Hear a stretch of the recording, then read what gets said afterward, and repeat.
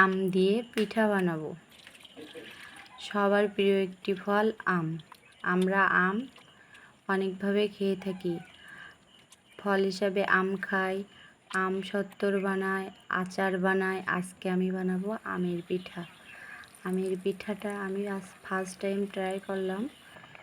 আমের পিঠাটা খেতে অনেক সুন্দর হয়েছিল, দেখতে অনেক লোভনীয়।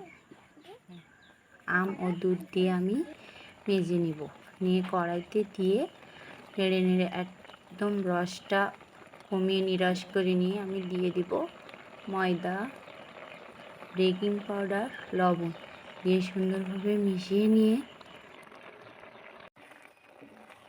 হাতে সয়াবিন তেল মেখে আমি সুন্দর করে পিঠাটা বানিয়ে নেব।